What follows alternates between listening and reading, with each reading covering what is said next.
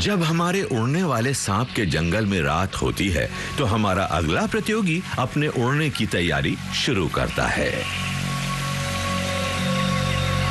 मिलिए कलूगो से। ये शर्मीला, मुश्किल से दिखने वाला शाकाहारी जीव दूसरे किसी और स्तनधारी की बजाय ज्यादा कुशलता से हवा में तैरता है। इसके अंगूठा नहीं होता और खास ताकतवर भी नहीं, इसलिए ये छोटी छोटी बेढंगी उछाल मारते हैं और अपने नुकीले पंजों से छाल को पकड़ते हैं। लेकिन एक बार हवा में उड़े तो कलूगो बहुत शानदार उड़ाकू लगता है। इसकी झिल्ली उतनी बड़ी होती है जितनी कि संभव है, यानी सबसे अगली उंगली से पिछली उंगली के सिरे तक। उंगलियों के बीच में झिल्ली भी होती है जिससे इसे उड़ाने वाली झिल्ली और भी बड़ी हो जाए।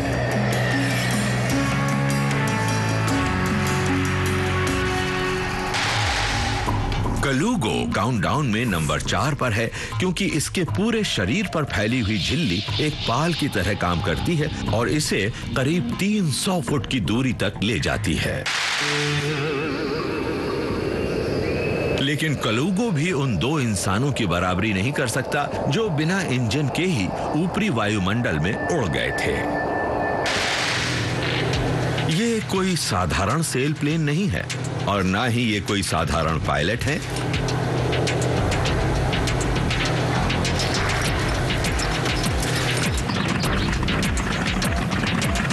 एडवेंचरर स्टीव फॉसेट और आइनार इनेबल्सन ने 10 वर्ष की मेहनत से एक ऐसा ग्लाइडर बनाया जो उन्हें पृथ्वी के बाहरी वायुमंडल में ले जा सके।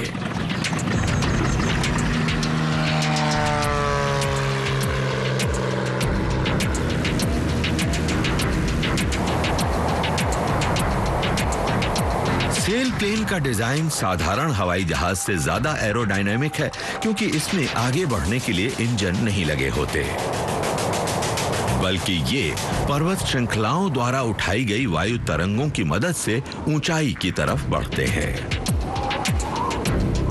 ग्लाइडर पहाड़ी तरंगों को स्पेशल सुपर हाईवेज की तरह इस्तेमाल करके ऊपरी वायुमंडल में जाता है।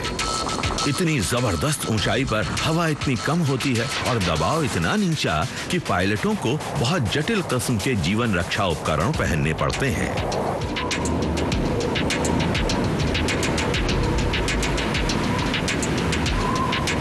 सन 2006 में इन दोनों ग्लाइडर पायलटों ने एक सेल प्लेन में दुनिया में पहली बार 50,000 फीट की ऊंचाई नापी।